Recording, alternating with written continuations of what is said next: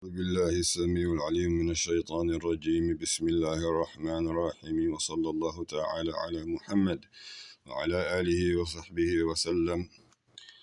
رضيت بالله ربا وبالإسلام دينا وبمحمد صلى الله عليه وسلم رسولا ونبيا. ربي أعوذ بك من همزات الشياطين وأعوذ بك ربي أن يحضرون. ولا حول ولا قوة إلا بالله العلي العظيم. Continuing on with the Prophet ﷺ's legendary military ideology, the era of Sayyidina Ali ibn Abi Talib radiallahu anhu, picking up from page number 351. We have done the military career of the Prophet ﷺ, also known as the Madani period. We have covered the era of Sayyidina Abu Bakr Siddiq from the time of his Khilafat to the time of his demise. Likewise, and this is known as the legendary military legacy of Rasulullah sallallahu alayhi wasallam, covering Sayyidina Umar bin al-Khattab from the time of also his Khilafat to his demise radiallahu anhu, known as the Prophet ﷺ's legendary military government.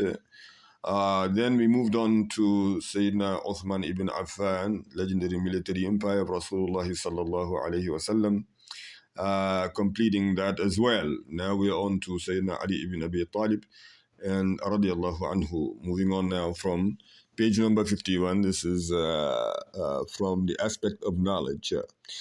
He radiallahu anhu says and justifies his view on the following basis. Knowledge protects a person, whereas the one who owns wealth is the one who has to protect it. The way in which knowledge protects a person is that religious knowledge. Okay, so we have to make sure that we recall the fact that in the prior video, it is discussing, he's distinguishing between wealth and knowledge. The way in which knowledge protects a person is that religious knowledge protects him from the things that lead to doom in this world and in the hereafter. With regard to the hereafter, the meaning is obvious and well known, and this knowledge leads a person to the pleasure of Jalla Jalaluhu and to the paradise, and it helps him avoid the path that leads to the hellfire. What a great achievement for a person to seek, and what great gains there may be. As for protection and from which leads to doom in this world, it is true spiritual happiness that cannot be achieved except by means of certain faith, before which the entire world and its troubles become insignificant. All of the grief and calamities become coolness and peace for those who have certain faith, because they ignore it and pay no heed, while these misfortunes and disasters turn life into hell for those who regard this life as their capital and profit. With regard to the meaning of the owner of wealth protecting his wealth, that is quite obvious. How much are the wealthy controlled by worries and fears for their wealth? To the extent that they become sick and they continue to guard their wealth with worry, anxiety, and exhausting grief. Knowledge gives the insight and enables one to choose what is best, to draw lessons from the nations of the past, and to live in accordance with these lessons. Knowledge broadens the horizons and enables one to understand differences of opinions and determine which are acceptable. It also helps one to understand the pros and cons and goals, and it teaches one how to prioritize and know what one is doing. Knowledge grows and becomes more deeply rooted when one acts upon it, because the application of knowledge makes it more deeply entrenched in the mind. This is unlike wealth, which decreases as it is spent. What is referred to here is the wealth of people whose aim is this world, who spend that wealth only for the sake of worldly pleasure. As for the wealth of people whose aim is the hereafter, it is subjected to Sharia ruling, so spending from it increases it. The Messenger of Allah sallallahu alaihi wasallam said, a person's wealth does not decrease because of charity.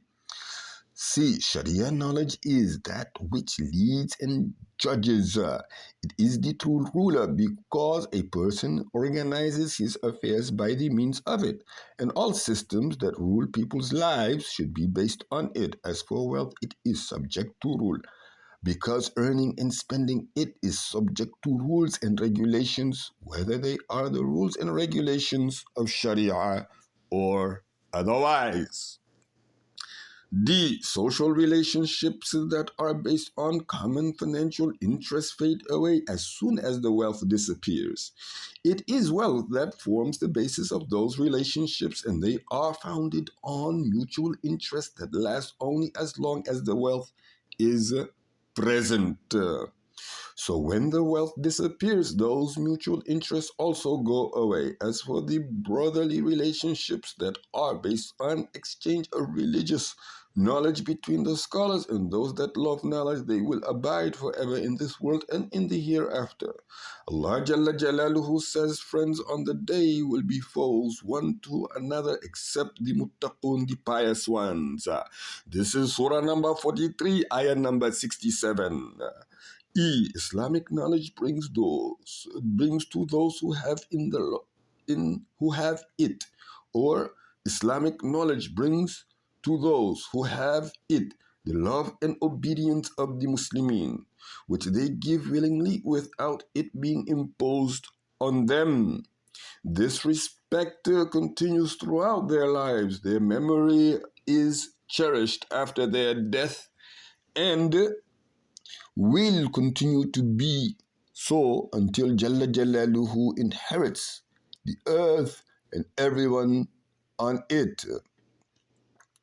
It will continue to be so until Jalla Jalaluhu takes this earth and everything on it, because the people have not lost anything but their images and figures. So they will see when the Yawmuddin gets here. If we examine history until the present day, we will find that the names of the scholars from the time of the companions, may Allah Ta'ala be pleased with them, they continue throughout history to be revered and remembered. History has recorded their lives in books, speeches, and lessons, whereas the names of those who were great in worldly terms are often forgotten when their lives come to an end, and sometimes their names are already forgotten even while they are still alive. 2.1.3 The one who has proper understanding of Islam is the one who does not cause people to despair of the mercy of Jalla Jalaluhu. The one who has proper understanding of Islam is the one who does not cause people to despair of the mercy of Jalla Jalaluhu and does not cause them to feel safe from the punishment of Allah Jalla Jalaluhu. He or she does not give them consciousness to disobey Allah and does not give precedence to any book over the Quran. There is nothing good in worship that is not based on knowledge. There is nothing good in knowledge that is not based on proper understanding, and there is nothing good in reading in which there is no pause for thought.